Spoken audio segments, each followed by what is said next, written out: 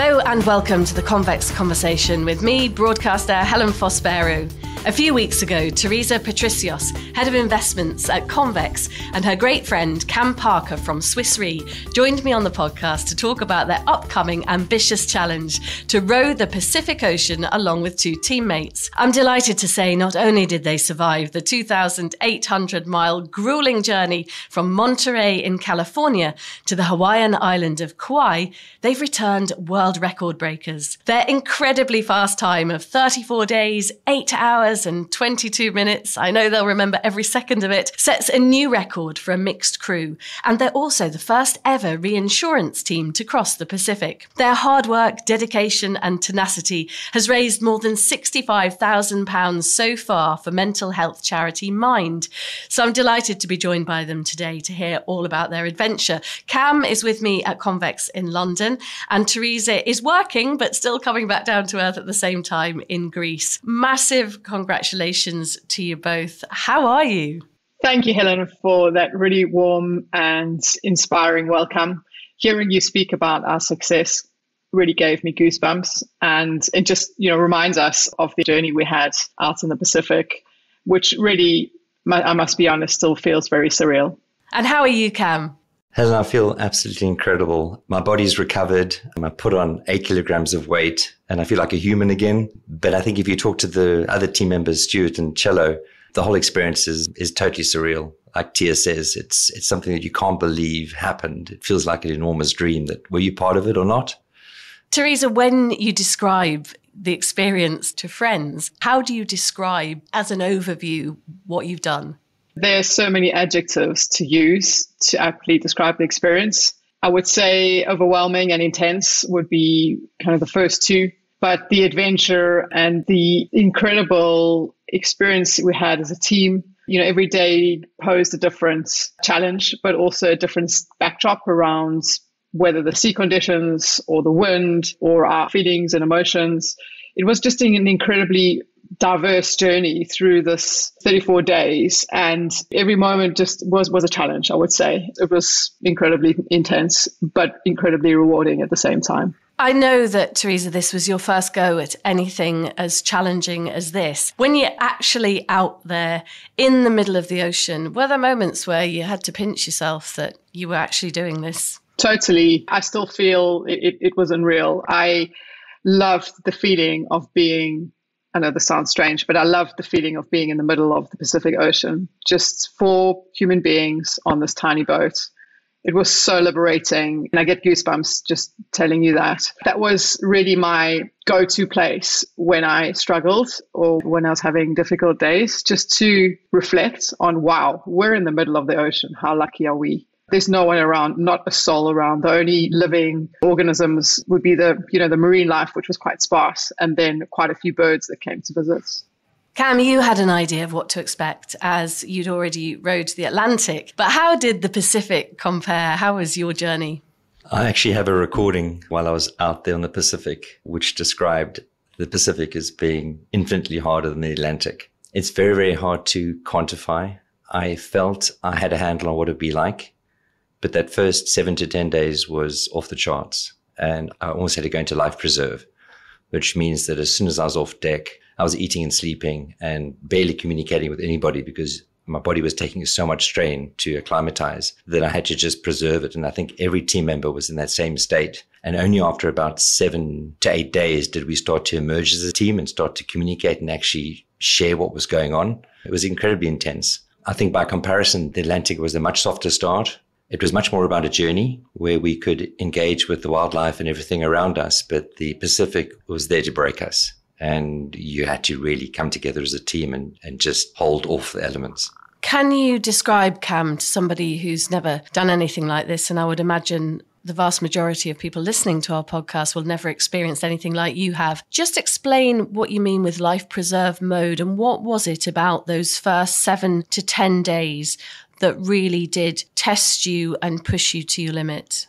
I think it's the fact that when you leave the mainland, you need to head essentially west-southwest on your course to Hawaii. And because you're running off the continent, all the winds are traveling south, potentially even southeast, and you have currents that are traveling south as well. and you have to basically go west. So as a consequence, you're setting up the boat to travel in a manner that it's completely not comfortable with. And I think that's why I brought my sailing theory book. There's actually a term that described it. It's called beam reach, which basically means you're almost traveling at 90 degrees to the conditions, and it puts the system under significant stress, including the rowers. If you just imagine yourself on the vessel and you have this huge swells coming in from your left and the waves from the left, and they're hitting the side of the vessel, and you're trying to row and trying to make sure that you have enough speed to make sure that you can travel, it puts the whole system under significant stress, and it's very tough on the humans, but also the boat. Did you have a moment, Cam, when you thought, crikey, was this the right thing to do and that I'm going to get through this? We had a very significant event within the first 3 days where we have an order helm, which is a device that controls our direction. And we had decided to take an extra spare. So we had 2 new order helms and 2 second-hand ones. We broke the 2 brand new order helms within 3 days. And we were faced with a situation where there was a likelihood that we would have to go into manual steering, which is something you don't want to even think about. There's no ways you can do 2,800 miles across the Pacific hand steering. And the reason for that is the vessel is very unstable in the context. It always wants to go 90 degrees to the conditions, and it'll always settle up in that position. Therefore, if you lose control of the vessel, it'll go sideways. And that becomes quite a life-threatening situation. We have to get everybody on deck at night, regardless of the conditions, get the boat speed up, and then eventually put the vessel back on course. So hand steering is a complete no-no. And we'd broken 2 of our order helms very, very seriously within the first 3 days because of the conditions. And a huge amount of stress on the rowers. And I'm sure you've got very vivid memories, Theresa, of your first 7 to 10 days. What memories do you have of that starting off? And what was going through your mind? I have one word I always use to describe the first 7 days, and that is brutal. I think it encapsulates the essence of what we went through. It was incredibly hard. And for sure, you wake up and you think, what did I sign myself up to?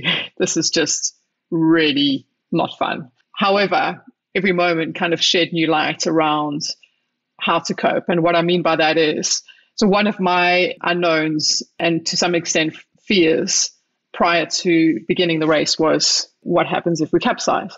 I was convinced we would capsize through those conditions because, just to repeat or expand upon what Cam said, we had these huge swells coming from our left-hand side, which is actually the starboard side, because of course you're rowing, backwards.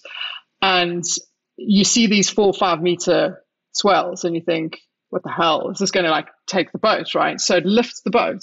And because it's from the side, the boat slides. And you literally, the boat is diagonally kind of sliding down the swell. Most of the time, because it's a swell, it kind of then self-corrects quite easily, and you didn't really have any breakers because, of course, you're out in the Pacific, in the depths. But what was incredible to learn is that the boat, even without the ballast, is really engineered to withstand these conditions. And it just really sort of flips back almost immediately. And you think, wow, this boat's pretty cool. And then with the ballast, huge amount of weight, emergency water, emergency wet supplies, all our food, which was about 200 kilograms. That ballast itself acted like a huge weight to help bring the boat back to its center point. So I realized quite soon in the journey, this boat is really going to keep us safe. And we learned to be one with the boat. And being one with the boat and having the faith that the boat will take us through really helped endure those really tough conditions. And so whilst we still had to, of course, adjust, especially around things like sleep deprivation, it was incredibly cold and wet. Your feet and socks were always wet. We had to wear foul weather gear. We had to get used to getting rid of the wet gear and then getting into dry clothes after our shifts, eating, drying your body so you don't get sores, and then, of course, sleeping all in the matter of 2 hours. It was just exhausting. And rowing in the night is so tough. And not only that, we had a new moon at the start of the journey. Can you imagine? It was basically pitch dark. That's absolutely extraordinary. Your description actually has made me feel a bit goosebumpy too. Cam said he went into life preservation mode and quite quiet and just getting his head in the right place at the beginning.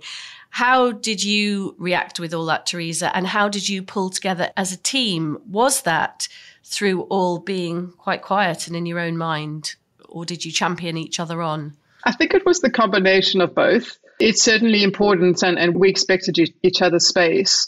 and need to kind of reflect and gather ourselves. But at the same time, it was through the journey where I got to really appreciate the power of being in a team, in that inevitably when someone has a bad moment or has a down, someone else is feeling stronger and can lift them up. It really was the case. And we were always rowing two up. And so I could reach out and chat to the rower in front of me. And even the presence, so without even talking, just knowing that we're both on deck and the presence of my fellow teammates next to me, or rather in front of me, it gave me a lot of comfort, especially those early days where you just didn't know what was going on. Everything was new.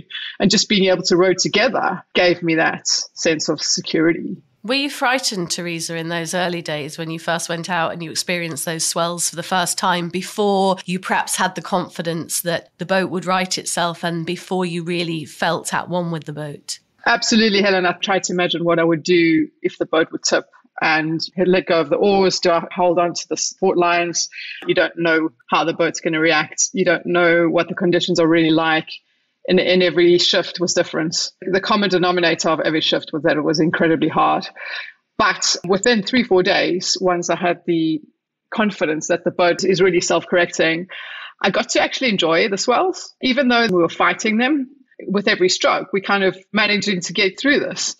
My mind shifted from a consciousness of, wait, I'm scared, to, hey, this is a challenge and every shift's going to be an adventure. Cam, give us a sense of what a day looked like. I know every day would have been different, but how it worked in terms of how long you rowed for, how long you slept for. How did your day unfold?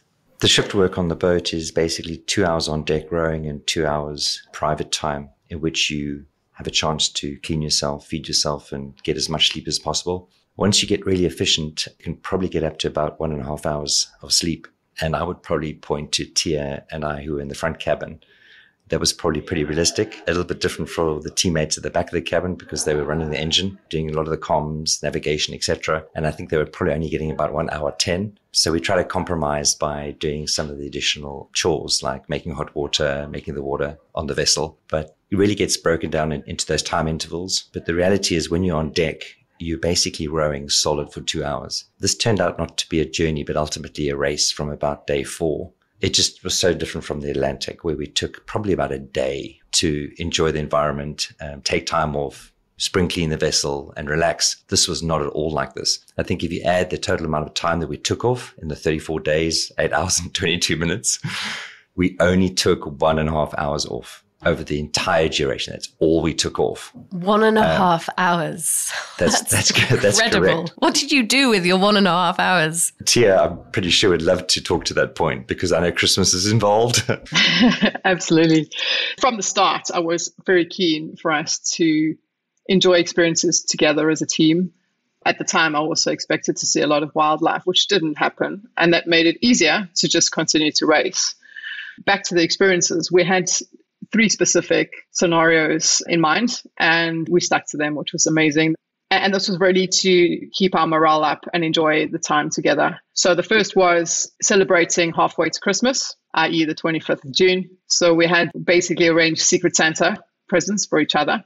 Stuart and I arranged a Christmas meal, nicely wrapped in Christmas decorations and wrappers. And we took about 25 minutes, I'd say, let's round it off to half an hour, to exchange gifts, open them up, and enjoy a shot of rum. We also had a little hat, and I had a tiara, and we took a pic.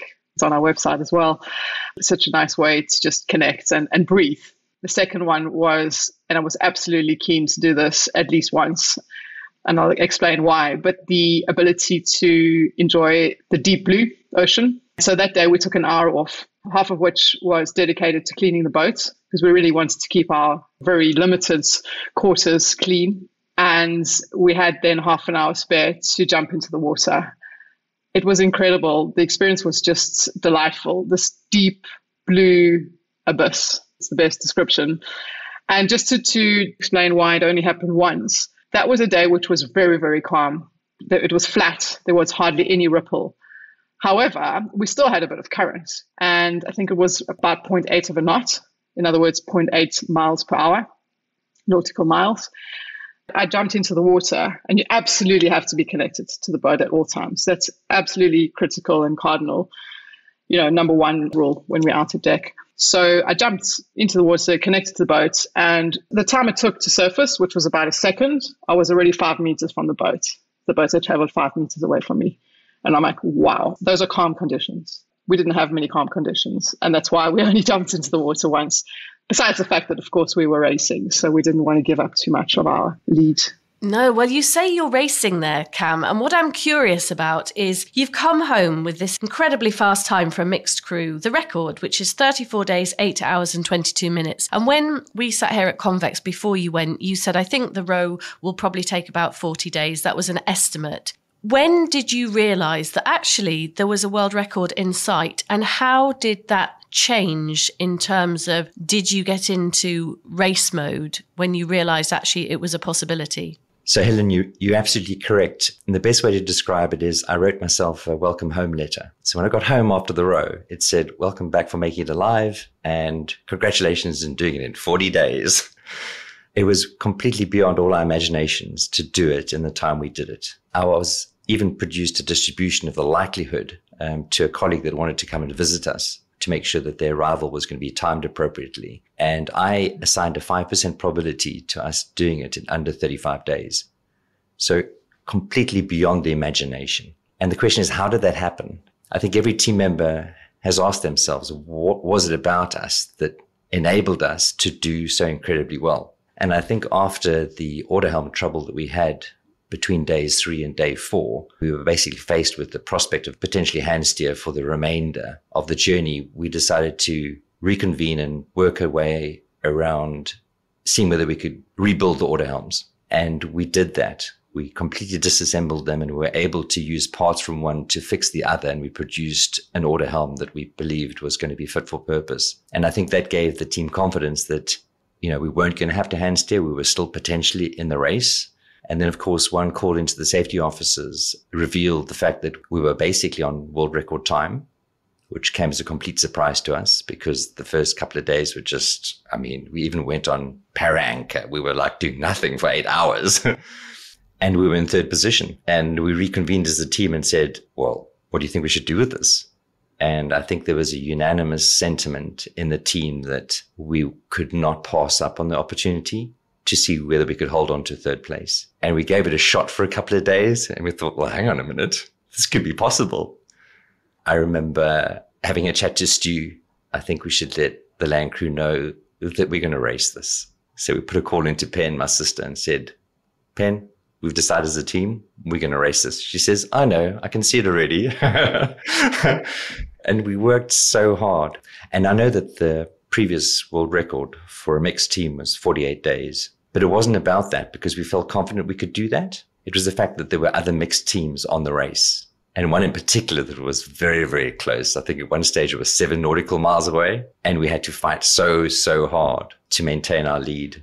It became extremely tactical, which turned the journey into a race that I think just fueled us. And it also made us go after something that we felt if we were able to achieve it, it would mean so much to everybody that had given us so much to get to the start line, and it was our turn to deliver. Theresa, what was that change to race mode like for you?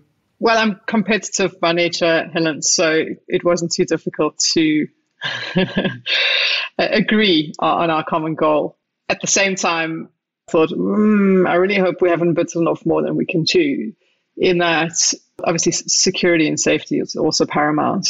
I was really a little bit wary of pushing ourselves much too soon, but we really tackled this so strategically, and it was really technical, as Cam mentioned. We had Stuart being an incredible weather router, and he's got a lot of experience in that regard as well because he sails, and we all had faith in him. The fact that we worked so well as a team, we spoke, communicated when we had concerns or fears. We had check-ins quite regularly, and I think that was absolutely key to being able to commit to this goal, because it was tough and we were all very emotional in the beginning, but we pulled through. And as time passed, and also especially as our distance from the other teams behind us grew, we really started to enjoy the small successes And it's a very positive, self-fulfilling, virtuous circle in that then you continue to enjoy that because you know you can do it and you start to gather more and more self-confidence and faith. And the experience becomes more and more enjoyable.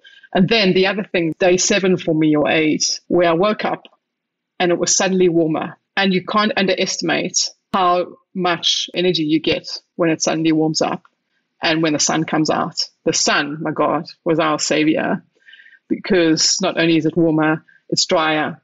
And the spirits, our morale, the sense of just enjoying the journey just became more and more prevalent and real. And so it was easier to then commit and race. Was that the same for you, Cam, once you felt the warmth of that sun and you'd managed to get through those first 7 or 8 really tough days? Is that the moment, would you say, that everything shifted for you, Cam, and you found yourself again and you managed to take yourself away from that life-preserving role that you talked about in those early days of the row? Just to give you some context, we were measuring the water temperature throughout the journey, and we started at 17 degrees in Monterey. By the time we got to Kauai, the temperature was 37 degrees. I've never been in the sea with temperatures that high. So the transformation in the conditions, and particularly the weather and the warmth, were significant. And it makes you feel like a human again because you're not shivering and you can operate with much more freedom. You don't have to wear all the heavy all-weather gear, etc. But I think for me, the moment was just seeing how the team grew. The team grew so strong. The best way to describe it is, you prepare physically and mentally as best you can. And then you start this journey and it just wants to break you. And then you see the power of the mind where the individuals and the rowers actually fight back, and the strength of the mind brings them to a place where they think, well, hang on a minute, we can actually do this. We can conquer this. And you see the confidence that grows just mentally. And then the second order effect is as you're rowing for so long, 12 hours a day, you get strong. Your body starts to wake up and it just becomes incredibly strong. I reached my peak strength, I think, after about week 3. I just kept saying to Tia, I'm just getting stronger and stronger and stronger. It's incredible. And that fuels confidence and you just start to fly. You start to fly. What about the challenge for you mentally and physically, Theresa? How did you cope with the physicality of doing so much rowing and surviving on so little sleep? And also, how did you dig deep to find the mental strength that you needed? In terms of the mental side, mental resilience is absolutely key to be able to endure and have a successful row. We were very fortunate, are very fortunate to have had and still have a team coach. And Caroline helped us prepare in giving us some tools for our toolkits to cope during the times when we were experiencing difficulties. And for me, there were several techniques that I tried to use. I think the one was positive affirmations. So just some key words, right, that are powerful and positive. Like the one, this too shall pass. Everything is transient. To know that, fine, it might be a tough shift, but it's not going to be tough forever. And soon we'll be going back to the cabin and we'll be able to rest, or I'll be able to rest. But more powerful than that, I think, was the words that inspire. I'm brave. I can do this. Self-affirming words that help the spirit keep positive. Because, a positive mindset is absolutely key. And I must say, Cam he just always seems positive. And for me, his excellence, his strong leadership as the skipper and the team lead was so helpful in being able to also pick me up when I had moments of just being really down. And that's what I meant about the power of the team. So it was also, of course, the toolkit that we each had to keep ourselves sort of motivated, but then also the ability to then tap in and get the comfort from each of our teammates, and in particular Cam, which helped a lot. Ultimately, also, it was about visualization. So visualizing a scenario where one felt more upbeat. And for me, the elements helped a lot in that sense. I absolutely loved the experience of seeing the moonrise when there was a moonrise, and the sunsets and sunrises as well were absolutely beautiful. But I did enjoy the night. The nighttime rowing was so hard. At the same time, the ambiance and the environment at night was beautiful. You have the stars sometimes. If it's not too cloudy, it's absolute peace that actually helps you cope through that difficult rowing. And it was all about balance at the end of the day. But to your point around the sleep deprivation was so hard. And I eventually got used to the shift patterns and being more efficient, because actually the rowing itself is kind of the easy part. It's everything you have to do in addition to rowing in such a cramped and small space, which is hard. For instance, just keeping your utensils clean, arranging to ensure that you have food ready to eat, being able to change into proper gear, going to the toilet, like everything is just super hard. And you're also moving on the boat, and the boat's not exactly stable, right? I mean, you can also trip and fall and potentially fall off deck. So all of that took time to get used to. And I think once I started to get used to being efficient when it came to all the tasks and things that you had to do off shift, I was able to sleep a bit more. But the sleep deprivation never got easier. I struggled until the end. Not being able to sleep more than an hour and a half was so hard. And at night, there were times where my body just wanted to sleep whilst rowing. And what helped a lot was to just have these fun conversations with my rowing partner. So, for instance, just have a theme. For instance, what would be your 5 top meals if you had a restaurant? What would be sort of your 5 starters that you'd enjoy having on the menu? Your mind starts to just play and tap into just different ideas and different thoughts. And that keeps the body going. I hope Cam didn't catch you snoozing on your shift at all there. But Cam, you had extra weight on your shoulders because, as Theresa so eloquently and kindly put there, you were the skipper, and you strike me as somebody, I've only met you a couple of times, but you strike me as somebody who has great leadership qualities. But what was the toolkit that you relied on? How did you keep mentally strong and physically strong? What were your tricks of the trade, if you like? Helen, I think if you find yourself in a situation where you can make a difference to your rowing team partner, either by listening to what they've got to say or asking an interesting question. I remember talking to Stuart about his father and the history of where his father grew up and what he used to do. So it's very much around just engaging and communicating with your team member. And I see that as just engagement. And if you do that, your mind gets stimulated and your partner's mind gets stimulated, and suddenly your 2-hour shift is over. So I'm very, very conscious about that. And I think in Tia's case, I knew that the secret weapon was coffee and massages. Because we were racing, I think I only made her coffee 3 times and she probably only got 1 proper massage. But it's finding ways to give back on the boat really makes a difference. And I think that's the secret weapon. I'm a very, very positive person by disposition. So it's quite easy for me to turn up in a good frame of mind. But I suffered a lot from the technical issues we had on the boat because the consequences of those were pretty severe. And I just felt that, we'd be letting everybody down if we couldn't fix the order helms, for example. And that never went away. But I just loved watching the team grow. And also there was a lot of autonomy on the boat. Stuart, for example, had full autonomy in the context of our navigation. And I knew that was important to him. And to be honest, the reason we did so well is because Stuart just did a phenomenal job at putting us on the right place at the right time. How do you weave the boat through various currents, and how do you make sure that we get to where we need to be so we catch this particular trade wind at the right time? And it's amazing. If you talk to some people that were at the start, they'll say some of the teams were huge. In fact, we beat the Army team, which is really important to Stuart, that we beat the Army team because he was from the Navy. And these guys were just monsters. When you walk away with 3rd position, knowing that you've triumphed and you've beaten them, and it's not about physical mass, it's about something different, it's hugely inspiring. Something you inspired me with, Cam, when we met was you said very confidently, Theresa will come back a different woman. And I'm sure you have, Theresa, but how has this experience changed you? And was Cam right? That's a tough one to answer in its entirety. The road gave me a lot.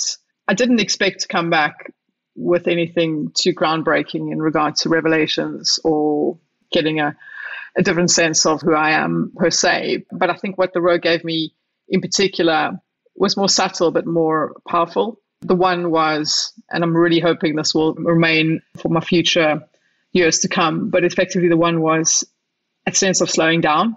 And that was an inspiration that I had before the row, to slow down in every sense of my life, slowing down in terms of how I speak, but also how I think, how I communicate. But even more so, I tend to pack too much into my day and get overwhelmed. And I think having space to grow and to think and having space for personal reflection is something that I've missed. And space is absolutely essential because space isn't actually a void. Space is a powerful way of expansion. It's a powerful form of expansion. And I got that during the row by virtue of realizing first and foremost that I needed to slow down and be very mindful in terms of how I was on deck. But also, when you're rowing, life becomes very simple. You just have to row, sleep, and eat and repeat. So simple in a very difficult way, of course, but simple in the fact that you disconnect from the world. There's a huge digital detox. You don't have any form of communication with the world, physical and mental detox as well. And I think that gave me the ability to be with myself, but it's especially the digital detox. I think that's something that is so important and so hard to achieve because even going on holiday or taking time out, you're always connected, or generally we're always connected to our phones. And this was really the most incredible way of being able to understand that. So Cam was right in that realization was huge for me. And the other one was just confidence in myself and confidence in knowing that I can achieve anything I put my mind to, and everyone can. It's a matter of mind over matter. Cam, what do you think you learnt about yourself? What's your takeaway from this second challenge that you've successfully mastered? It's the power of the team. We set ourselves the ambition to be the first reinsurance team to row an ocean. The team chose the team, and we could have chosen very, very big, strong rugby players or elite athletes or rowers for that matter. But we decided not to. We ended up choosing people that turned up for the right reasons. If you look at the outcome of what we were able to achieve, you would never have imagined this team could have done that. And I think it's completely elevated my belief that if you put the right people together and you're united behind something that you all connect with, you can do absolutely anything. And I always had that sense after having done the Atlantic, but it's just at a very, very different level today, at a very, very different level. And I see the impact it's had on myself and the team members, and Tia shared a little bit about her story, but even the youngest on the team, Cello, his friends say to him, well, now you've done the Pacific, come on this mountain run with me or come and do this marathon. And he has no ways of saying no anymore because they say to him, well, it's only 2 hours. It's only 4 hours. His life has changed. He finds it difficult to say no to things around him now because he's such incredibly capable. There are no excuses anymore. No excuses. Have you got, Cam, another challenge that you'll do with Theresa up your sleeve in all those hours on those 34 days that you were rowing? Did you come up with anything else that you want to take on together, or is that TBC? So I have this one-day skipper RYA book in front of me, and I plan to do my skipper's course. I know Tia plans to do hers as well. We also have spearfishing in common. She also actually owns a boat. So I have a secret ambition that we'll go and do our practical training together, and we will start on the journey of sailing. And that, I think, is going to open up a new chapter for both of us and introduce us to different people, different circles, and probably have us travel on journeys that we can't even believe are possible today. So that's the immediate thing, I think. I think these things, once your adrenaline's fueled like that and you've experienced an incredible challenge, it's never the last. I think the adventurous spirit really comes out. Theresa, I'm just wondering what it was like when you spotted land for the first time. So it wasn't only land, it was Kauai in Hawaii. And Kauai is the greenest of all the islands.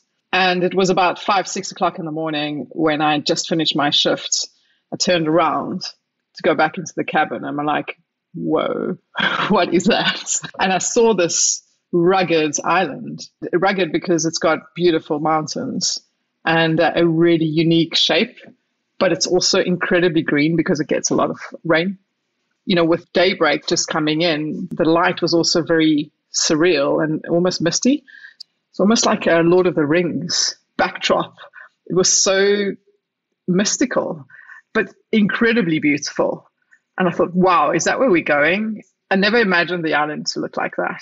And the closer we got, the more beautiful and real it became. But the sense of seeing land, yes, we were out for 34 days. And I think it took us about a day and a half to lose sight of land in the beginning. So let's say, 32 days of really being in the midst of the Pacific Ocean. I expected it to be more breathtaking in realizing, wow, actually we're surfacing and you could smell the land as well.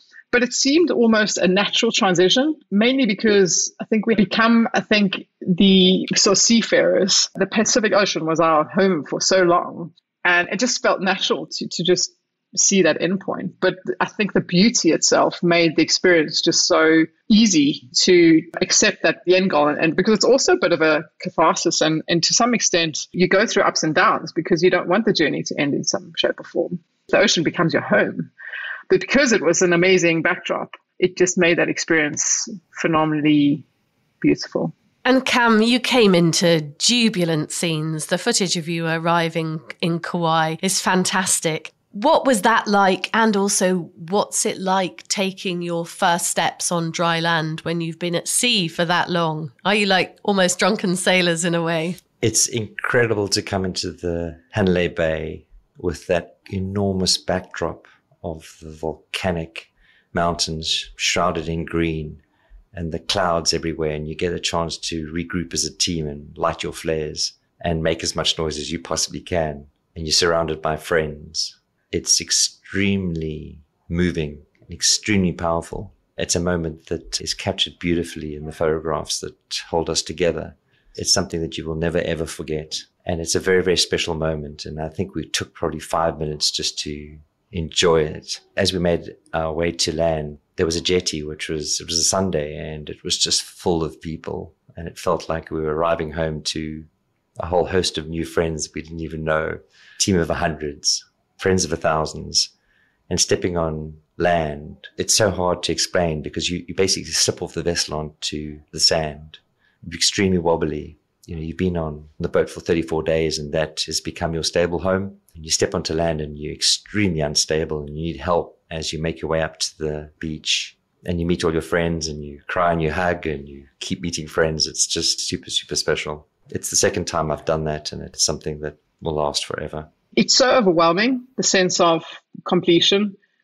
It almost feels unreal. So, that beautiful sight of the island of Kauai was breathtaking. But at the same time, the experience itself was so overwhelming. You don't know what to expect. And to put it into words, like I had imagined what it would feel like when we arrived several times before we reached the finish line. And every time I imagined it, I would get very emotional, sometimes teary in feeling that sense of achievement and seeing family and friends. But when we actually arrived, I felt a little bit almost numb in that I couldn't express or feel what it was like. And I think the reason for that is it's so overwhelming. The emotions are so heightened that you almost can't comprehend them. And that's why I think the experience itself still remains to some degree for all of us surreal because it's so incredibly intense and overwhelming that part of it stays unreal. And I think that entry to Hanalei Bay, whilst was so moving in many ways, there's an element that for me remains unreal. And Theresa, re-entry into normal life, it sounds perhaps a silly question, but when you'd survived on, for example, so little sleep, do you sleep like the dead once you're in a proper bed? And what's it like adapting to normal life when you're so used to the Pacific Ocean and your way of life with your team being home? I was curious about that as well. And I think we all adapted and adjusted quite well and quite quickly. The first night was quite bizarre. I think I woke up several times. And in particular, I woke up at about 1:30 in the morning craving salt. Because when you're out on deck, you're desalinating the water. It's incredibly pure. So you don't have minerals that you really need for your body. So we took supplements, but I hadn't taken my supplement for probably a couple of days. And I had such a craving. And I found some salt in the hotel room. And I drank 2 big glasses of salt water. And it never tasted so sweet before. It was just amazing. My body just quenched it up. And then I woke up again needing to stretch. So I had a bit of broken sleep. But I must say from day 2, I slept through the night and my body really adjusted. It just needed to sleep and heal. And for the first 10 days, I was not active at all. I resorted to walking, and that's been a great way to just get back on track. And what about you, Cam? What you need to realize is you lose so much muscle mass. My starting weight was about 93 kilograms and I finished at 80 kilograms. I'd lost everything and I was horrified at the size of my muscles. So you have to be really, really careful when you re-enter because the first thing you want to do is carry on like you were before you started to row. And if you do that, your body will tell you you've completely just exceeded what is possible. For example, your calves shrink. And therefore, if you decide to go for a run, you wouldn't be able to walk for about 5 days. So you really take it so slowly and hold yourself back. And that's quite hard if you've been exercising solidly for 34 days. But you have to be very, very patient and just allow your body to recover slowly. But I think that gives you a chance just to connect with people and do things that you're in very short supply of after having just come off the Pacific. So your body recovers remarkably quickly. If you look at Tia, she is 10 years younger. She's gorgeous. And I think your body just goes through this stress state for so long that it starts to heal itself and get rid of all the noise, gets rid of the pains and the joints, and it just starts to behave like it was designed to behave. And I think that's an absolute privilege of something like this, that it generally makes you feel younger and your body feels rejuvenated. Theresa, not only did your purpose become to race, we mustn't forget that you were raising money, you have been raising money, and so far more than £65,000 for the charity Mind, the mental health charity. How did that help you on your journey, do you think, knowing that you felt a real responsibility to raise funds for such a vital, much needed charity? Having a greater purpose in raising money for our charity was a unifying force and really gave us meaning behind the row. There were many ways to find meaning, of course. And I think we spoke of several around our experience, our personal experience, the growth, the self-discovery, experiencing nature, etc. But then the overarching common goal, raising money, helps to unify the team. At the same time, being able to say this now in having completed the row, it's wonderful to give back through talking about the experience and inspiring others. The link then to give back and inspire others and then reach out and say, we're living on this earth. Let's collectively try and make a difference as a collective body, not only by inspiring, but then giving back to actually give back to Mind. It's just a lovely way to just bring everything together. I've really enjoyed having had this common purpose and goal in mind. And we're still, of course, raising to get to hopefully our 100,000. It's something would have been missing. Through our journey, the mental strength is so paramount. It controls ultimately the outcome. And we as a team have got much closer to the topic of mental health. And therefore, it's not just a charity that we happen to be raising money for. It's something that we've become much, much closer to. Having the chance to be able to give back, as Tia says, by having conversations, by having talks and inspiring those to maybe go out and say yes to things that they'd always said no to, or helping to support the mental health charity Mind in the UK is just something that's become really important to us. And the journey isn't over for us. We've done a lot of work as a team and a community to try and raise 100,000 for Mind. And we've decided to pass the baton on to the next reinsurance team to go and row an ocean. So you will see the vessel. It's in Monte Carlo right now. We're inviting the next team to stick their hand up and pick up the baton and continue the good work that we've done. I just want to say a massive congratulations to you both. I feel a real sense of pride in what you've done. I'm in awe of what you've achieved. And I know that we'll be talking in the future about some other incredible challenge. As I did warn you earlier, in our autumn season, we're asking all our guests what's the biggest risk they've ever taken. So Cam, your biggest risk you've ever taken? So Helen, that's really easy for me. This project has been the biggest risk I've ever taken. You know, it's one thing sticking a hand up, building a team and going and doing an ocean when nobody really knows about it. But we've decided to go and do something for the industry in aid of Mind. And we've gone out there and reached out to the industry and got support from the industry. And it's felt so close to home that the fear of failure was very, very real for me. It felt like true risk. The boundary between success and failure was just so fine. And we needed to succeed. We did, thankfully. But I've never taken such a large personal risk before. Well, you succeeded with bells on. Theresa, your biggest risk? I'd have to say it's the row. It's not only the risk of being out at sea, because that's clear, right? It's easier to comprehend that one, the physical risk itself. But the risk was more multidimensional. I think the risk was also how we would be as a team, the dynamics of being on board, the sleep deprivation, etc. You just don't know. There's so many unknowns. You know, risk, it's a bit of a interesting word because I think it's very subjective and personal how you interpret the word risk. Cam said once a very interesting comment to me, and this is going to sound quite actuarial, but if you can perceive the risk and assess the risk in context to the returns, but also in context to the mitigation of that risk, then it's not really a risk at the end of the day. So what we do to prepare to offset or mitigate that risk, that is essential. And in that sense, I think we did so well in being super prepared before we got to the start line. So whilst the risk was high, I think the adjusted risk after allowing for the preparation and the mitigants was actually quite low.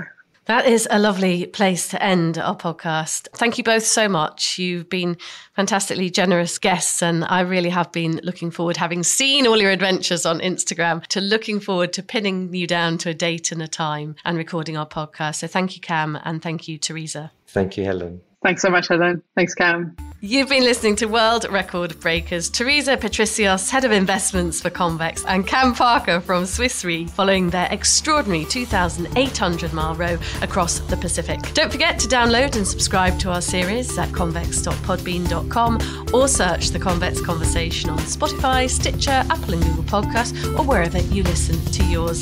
I'll be back next week with another great guest, so join me then.